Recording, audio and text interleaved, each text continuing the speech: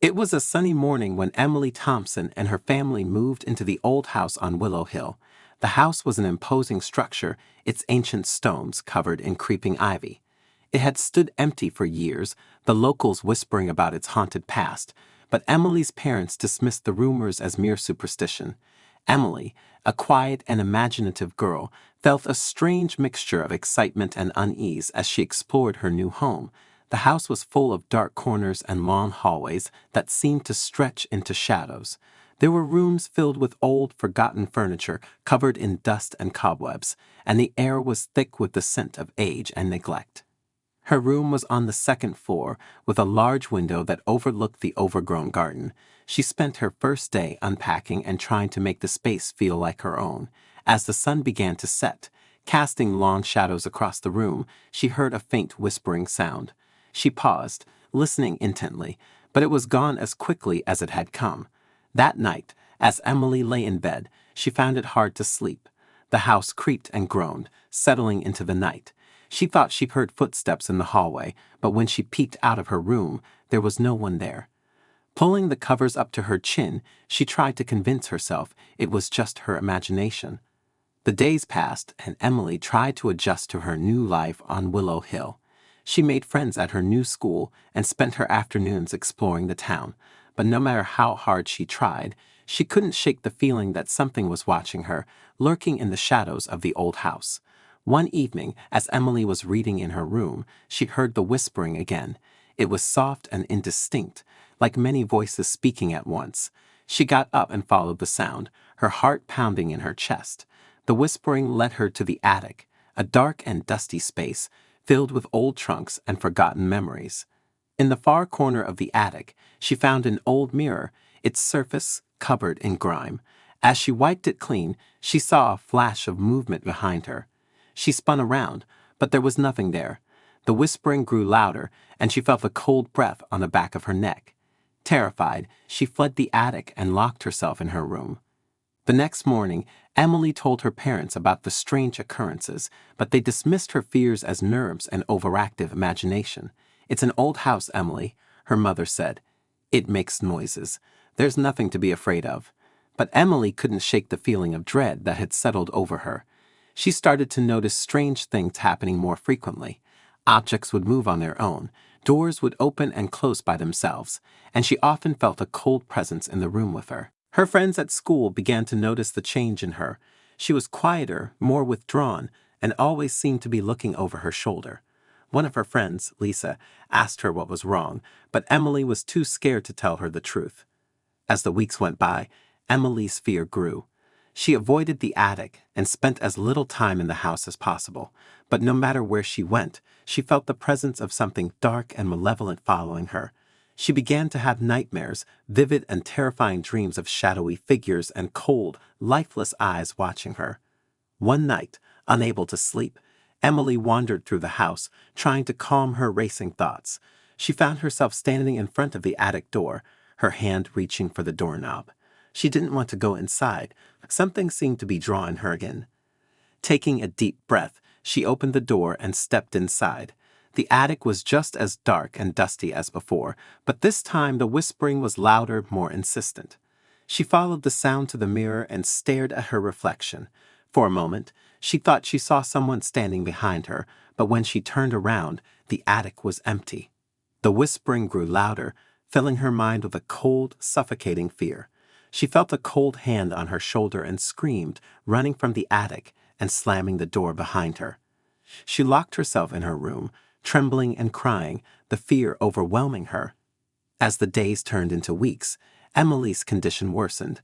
She could hardly sleep or eat, and the cold presence seemed to be with her constantly. Her parents grew worried, but no matter how hard they tried, it couldn't get her to talk about what was happening. One evening, Emily's parents returned home to find her room empty. They searched the house, calling her name, but there was no answer. When they finally checked the attic, they found her lying on the floor, cold and lifeless. The mirror stood nearby, its surface cracked and covered in blood. The police were called, and an investigation was launched, but they could find no logical explanation for Emily's death. It was ruled a suicide, but the cause remained a mystery. The townspeople whispered about the old house on Willow Hill and its dark history, but no one dared to go near it. The house stood empty once more, a dark silhouette against the sky.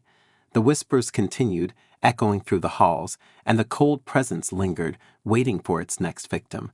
And so the old house on Willow Hill remained a place of fear and dread, its dark secrets hidden in the shadows. The real horror was not just in the house itself, but in the knowledge that whatever haunted it was still there, waiting and watching, ready to claim anyone who dared to step inside. A few weeks after Emily's tragic death, the old house on Willow Hill stood silent and ominous, its dark windows like hollow eyes staring out over the town. The air around the house seemed heavier, and the locals continued to avoid the area, sharing hushed whispers about the cursed place. One evening, a young woman named Clara moved into town. Clara had heard the rumors about the old house, but dismissed them as mere superstitions. She needed a place to stay, and the rent for the house on Willow Hill was incredibly low. Despite the warnings from the townspeople, she decided to move in, confident that the stories were just old legends. Clara was an artist, and she found the old house intriguing. The architecture, the history, and the eerie atmosphere all seemed to spark her creativity. She spent her first day unpacking her belongings and setting up her art studio in one of the larger rooms on the first floor. She felt a chill as she explored the house, but she brushed it off, attributing it to the drafty old building. That night, as Clara lay in bed, she heard a faint, distant whispering. She sat up, straining to listen, but the sound faded away. Shaking her head, she convinced herself it was just the wind. She wrapped herself in her blankets and tried to sleep, but a sense of unease lingered. The next morning, Clara went about her day, trying to ignore the strange feeling that something was watching her. She spent hours painting, losing herself in her work. As the sun set, casting long shadows across the room, she heard the whispering again. It was clearer this time, and it seemed to be coming from the attic. Clara felt a shiver run down her spine, but curiosity got the better of her. She grabbed a flashlight and made her way up the creaky stairs to the attic. The door was slightly ajar, and she hesitated before pushing it open. The attic was dark and filled with old furniture and boxes. The whispering grew louder, and she felt a cold breeze brush past her. As she moved deeper into the attic, she saw an old mirror in the corner, its surface cracked and dusty. She remembered hearing something about a mirror in the town's stories, but couldn't recall the details. She approached the mirror, wiping away the dust, and froze. For a moment, she thought she saw a shadowy figure standing behind her in the reflection. She spun around, but there was nothing there. The whispering grew louder, and she felt a cold hand on her shoulder.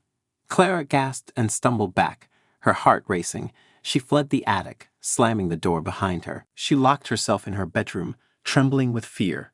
The whispering continued, echoing through her mind, and she felt the cold presence surrounding her. The following days were filled with strange occurrences.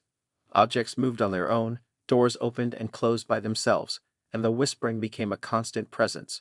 Clara's fear grew, and she began to avoid the attic and the mirror at all costs. One night, unable to bear it any longer, Clara decided to investigate the history of the house. She visited the town library and spent hours combing through old newspapers and records. She found articles about Emily's death and the unexplained events that had plagued the house for decades. She learned that the mirror in the attic had been there for as long as anyone could remember. Some believed it was a portal to another world, a gateway for dark entities to enter the house. Others thought it was cursed, holding the spirits of those who had died in the house.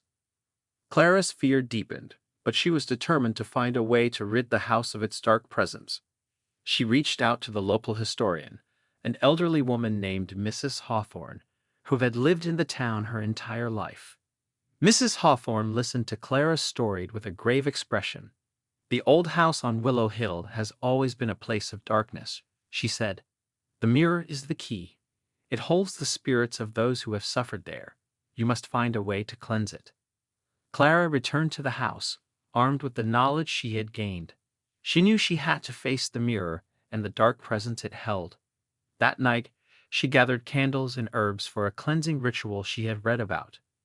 As the clock struck midnight, she made her way to the attic, her heart pounding with fear. She lit the candles and arranged them in a circle around the mirror. She began to chant the words of the ritual, her voice trembling. The air grew colder, and the whispering turned into screams.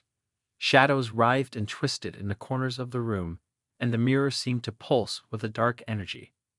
Clara continued the ritual, her fear giving way to determination. The shadows lashed out, trying to break her concentration, but she held firm. The mirror began to crack, the dark presence within it struggling to break free. With a final, powerful chant, Clara completed the ritual. The mirror shattered, and a blinding light filled the attic. The shadows screamed and dissolved, their dark forms disintegrating into nothingness. The whispering ceased, and the cold presence vanished. Clara stood in the silence, her heart racing. She had done it. She had banished the dark presence from the house. The air felt lighter, and the oppressive atmosphere was gone. She knew that the house on Willow Hill was finally free of its dark curse. But as she left the attic, a chilling realization dawned on her. The dark presence was gone, but the house would always be a place of fear and dread. The real horror was not just in the house itself, but in the knowledge that whatever haunted it could always return. The shadows might be gone for now, but they were never truly defeated. And so Clara vowed to keep watch, to protect the house and anyone who dared to live there from the darkness that lurked just beyond the light. Days turned into weeks, and Clara found herself constantly on edge, despite the successful ritual. The old house on Willow Hill seemed peaceful, but an undercurrent of unease remained. The memory of the shattered mirror and the dark presence lingered in her mind, making her question if the danger was truly gone. One evening, Clara was painting in her studio when she heard a faint knock at the door. She opened it to find Mrs. Hawthorne standing on her doorstep, her face lined with concern. "May I come in?" the elderly woman asked softly. Clara nodded, stepping aside to let her in. They sat in the living room, the fire crackling in the hearth, casting flickering shadows on the walls. "I've been thinking about what you told me," Mrs. Hawthorne began.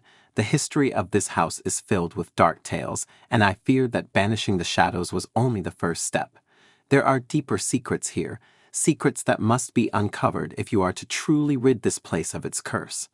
Clara listened intently as Mrs. Hawthorne explained that there was another part of the house's history that hadn't been fully explored. She spoke of an old diary, said to belong to the house's original owner, a man named Victor Carraway. The diary was rumored to contain information about the house's dark origins and a mysterious mirror. Determined to uncover the truth, Clara and Mrs. Hawthorne began to search the house for the diary. They combed through dusty old trunks, rifled through ancient bookshelves, and inspected every nook and cranny. After several days, they finally found it hidden in a secret compartment beneath the floorboards in the library. The diary was old and fragile, its pages yellowed with age. Clara carefully opened it and began to read. Victor Carraway's handwriting was neat and precise, detailing the construction of the house and his experiments with dark magic. He had been obsessed with contacting the spirit world, using the mirror as a portal. As Clara and Mrs. Hawthorne read further, they discovered that Victor had trapped several spirits in the mirror, using their energy to fuel his experiments. The diary also mentioned a hidden room in the basement, where Victor conducted his rituals. The room was said to contain powerful artifacts that could either strengthen or banish the spirits. Clara felt a chill run down her spine. The basement had always been the creepiest part of the house, and now she knew why. She and Mrs. Hawthorne decided to investigate the hidden room, hoping to find a way to permanently banish the dark presence. That night, they descended into the basement, their flashlights casting eerie beams of light in the darkness. The air was damp and cold, and the walls were covered in strange symbols. They found a door hidden behind a stack of old crates, its surface carved with intricate patterns. With trembling hands, Clara pushed the door open. The room beyond was small and dark, filled with shelves of dusty old books, jars of mysterious substances, and strange artifacts. In the center of the room stood an altar, covered in a faded black cloth. Clara and Mrs. Hawthorne approached the altar, their hearts pounding. They found a set of old scrolls, written in the same ancient language as the diary. Mrs. Hawthorne, who had some knowledge of ancient texts, began to decipher them.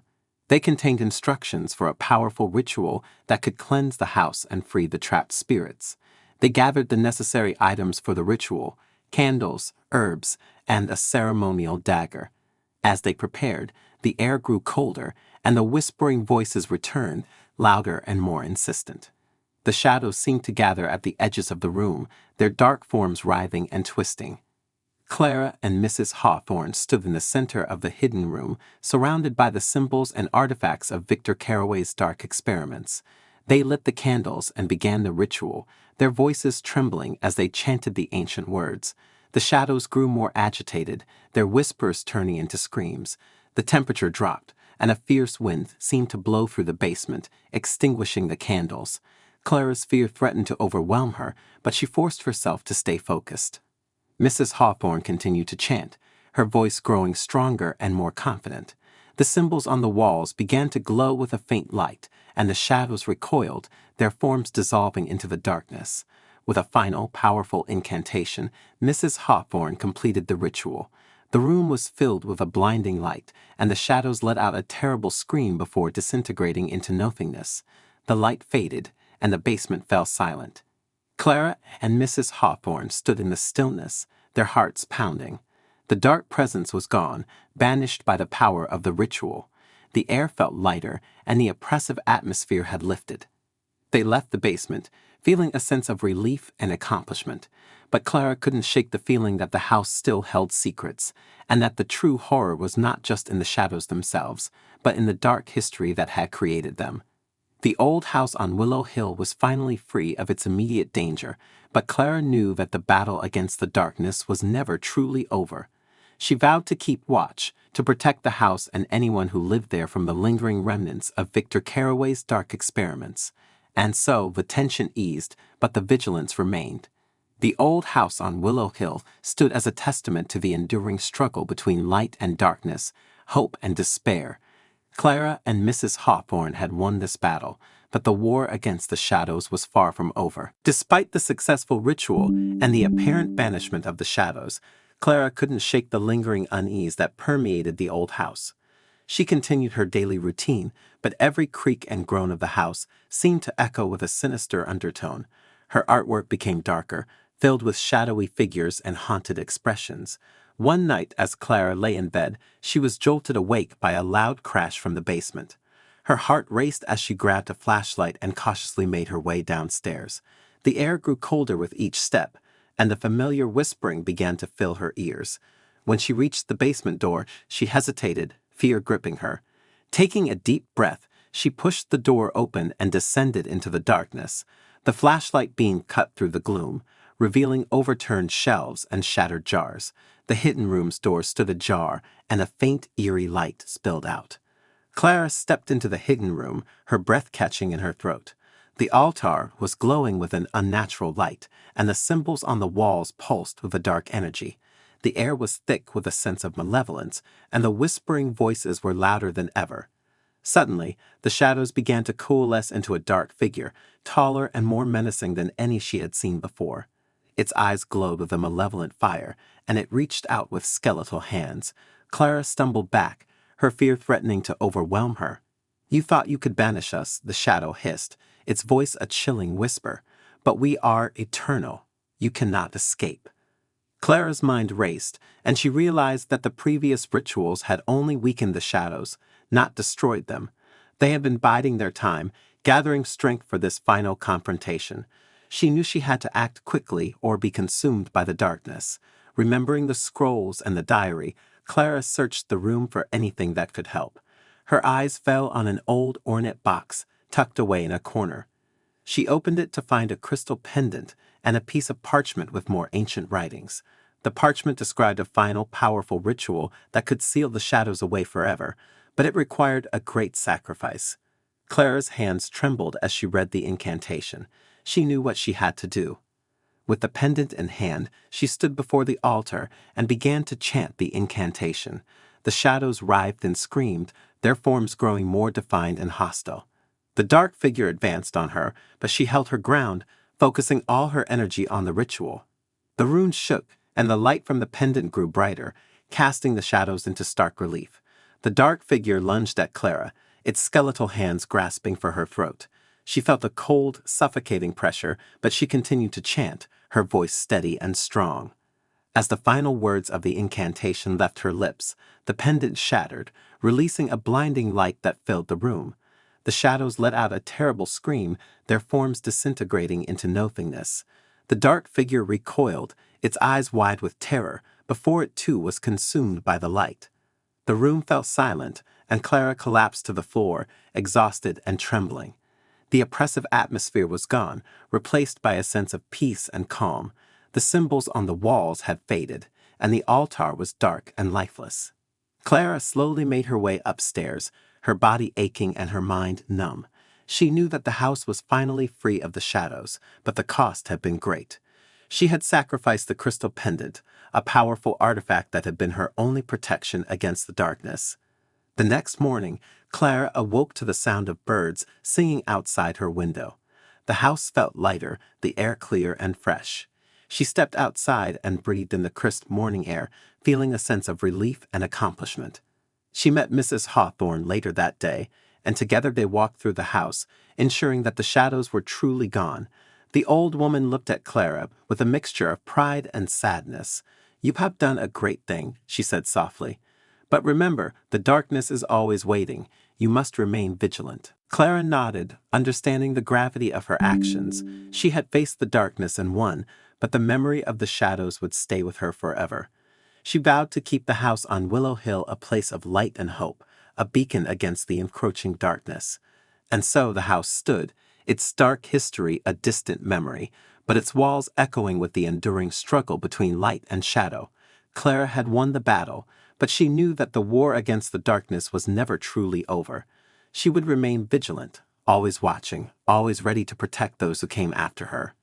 The real horror was not just the shadows themselves, but the knowledge that they could return. But with courage and determination, Clara was prepared to face whatever darkness might come, keeping the old house on Willow Hill a place of light and safety. The weeks following the final confrontation were a time of recovery and reflection for Clara. The old house on Willow Hill, once filled with oppressive darkness, now felt like a true home. The shadows were gone, banished by the powerful ritual, and the house seemed to breathe easier, its halls filled with light and warmth. Clara spent her days restoring the house, painting the walls in bright colors, and letting the sunlight stream through the windows. She wanted to erase the dark memories and replace them with ones of hope and happiness. The community began to notice the change in the house, and the whispers about its haunted past started to fade. One afternoon, while cleaning the attic, Clara found a small, forgotten box tucked away in a corner. Inside was a collection of old photographs and letters from the house's previous inhabitants. She spent hours poring over them, learning about the lives of those who had once called this place home. Among the letters, she found one addressed to Victor Carraway, written by his wife, Eliza. It spoke of their love and dreams for the future, but it also hinted at Victor's growing obsession with the supernatural. Eliza had pleaded with him to abandon his dark experiments and focus on their family, but Victor had been consumed by his quest for power. Reading Eliza's words, Clara felt a deep sadness. She realized that the house's dark history was not just about the shadows, but also about the people who had lived there and the choices they had made. She decided to create a memorial in the garden, a place where the memories of the past could be honored and remembered. Clara planted flowers and placed a small bench under a tall oak tree. She set up a plaque with the names of those who had lived in the house, including Emily and Victor Carraway. It was her way of acknowledging the past and finding peace with it. Mrs. Hawthorne visited often, and the two women became close friends. They spent many afternoons in the garden, talking about the history of the town and sharing stories. Mrs. Hawthorne, with her vast knowledge of local legends, became a source of wisdom and comfort for Clara. One evening, as they sat in the garden, Clara turned to Mrs. Hawthorne. "Do you think the shadows will ever return?" she asked, her voice tinged with concern. Mrs. Hawthorne sighed, her eyes reflecting the fading light of the sunset. "The darkness is always there, waiting for an opportunity. But you have done a great thing, Clara. You have brought light to this place and given it a new beginning. As long as you remain vigilant and keep the light shining, the shadows will have no power here." Clara nodded, feeling a sense of determination. She knew that the battle against the darkness was never truly over, but she was ready to face whatever came next. She had found strength within herself that she never knew she had, and she was resolved to protect her home and those she cared about. The community began to embrace the old house on Willow Hill once more.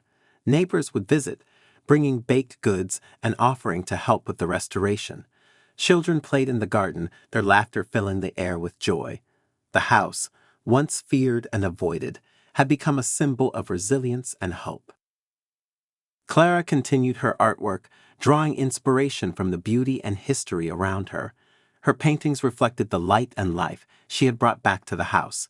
She held art classes for the local children, sharing her passion and helping them express their creativity.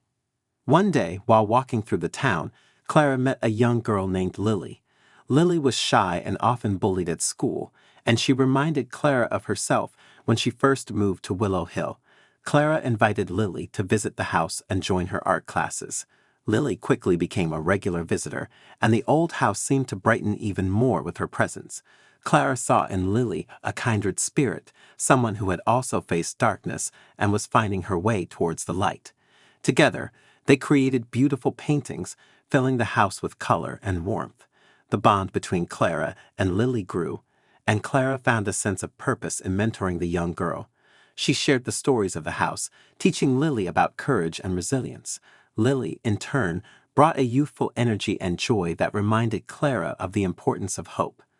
As the seasons changed, the house on Willow Hill stood as a testament to the enduring power of light over darkness. Clara had transformed it from a place of fear to a haven of peace and creativity. The community's support and the friendships she had forged gave her strength and comfort. But Clara never forgot the lessons she had learned. She remained vigilant, always aware of the darkness that could return. She knew that as long as she kept the light shining, the house would remain a safe and welcoming place. And so the old house on Willow Hill became a beacon of hope, a place where the past was remembered and the future was bright. Clara had faced the shadows and emerged stronger, her spirit unbroken. The real horror had been conquered, not just by rituals and chants, but by the power of love, friendship, and determination. The house was no longer just a building. It was a home, filled with life and light, and Clara was its guardian, forever watchful, forever brave. Years passed, and the old house on Willow Hill became a cherished landmark in the town. The community often gathered in its garden, celebrating events and enjoying the peaceful atmosphere that Clara had worked so hard to cultivate. The house had transformed from a place of fear into a symbol of resilience and hope, thanks to Clara's unwavering dedication. Clara continued to paint, her artwork reflecting the vibrant life and positive energy that now filled the house. Her art classes became popular, attracting not only children, but also adults who wanted to explore their creativity. The walls of the house were adorned with beautiful paintings, each telling a story of hope, strength, and transformation. Lily, now a teenager, had blossomed under Clara's mentorship. She had become a confident young woman, her artistic talent recognized by many. The bond between Clara and Lily was unbreakable, and they often collaborated on projects that brought even more light and color to the old house. One evening, as the sun set over Willow Hill, casting a golden glow over the house and garden, Clara sat with Mrs. Hawthorne and Lily on the bench beneath the oak tree. They talked about the journey they had shared, the battles they had fought, and the triumphs they had achieved. Mrs. Hawthorne, now frail but still sharp, smiled at Clara and Lily. "You have both done remarkable things," she said softly. "This house is a testament to your courage and strength. Never forget that." Clara nodded, her heart swelling with gratitude. "Thank you, Mrs. Hawthorne. We couldn't have done it without your guidance and wisdom." As night fell, the house was illuminated by the soft glow of lanterns, casting a warm, inviting light. The garden was filled with the scent of blooming flowers, and the air was alive with the sounds of laughter and conversation. The community had come together to celebrate another year of peace and prosperity, a tradition that had begun after the shadows were banished. Clara took a moment to herself, walking through the garden and reflecting on the journey that had brought her here. She thought about Emily, Victor Carraway, and all the others who had once been part of the house's dark history. She felt a deep sense of responsibility to honor their memories while ensuring that the darkness never returned. As she stood at the edge of the garden, looking out over the town, she felt a presence beside her. Turning, she saw the faint outline of a figure bathed in a soft, ethereal light. It was Emily, her face serene and peaceful. "Thank you," Emily whispered. Her voice carried on the evening breeze. "You have freed us." Clara felt tears in her eyes as she reached out, but the figure faded away, leaving her with a sense of closure and peace. She knew that Emily and the other spirits were finally at rest, their pain and suffering ended. Returning to the celebration, Clara was greeted by smiles and laughter. She realized that the real power of the old house on Willow Hill lay not in its walls or its history, but in the people who had come together to create a community of light and love. The night drew to a close, and as the last of the guests departed, Clara, Lily, and Mrs. Hawthorne sat together one final time. They talked about the future, their hopes and dreams, and the legacy they had built. Clara looked at Lily, her heart filled with pride. "You are the future of this house, Lily. Keep the light shining and always remember what we've accomplished here." Lily nodded, her eyes shining with determination. "I will, Clara, I promise." As the stars twinkled above and the house stood silent and peaceful, Clara knew that they had truly conquered the darkness. The shadows might always be a part of the house's history, but they no longer held any power. The old house on Willow Hill had become a place of light, hope, and resilience, a beacon for all who sought refuge from the darkness. And so, the story of the old house on Willow Hill came to an end, not with fear and despair, but with love, courage, and an enduring light that would never be extinguished. Clara had found her purpose, her strength, and her peace, knowing that she had made a difference and that the house would continue to be a place of hope for generations to come.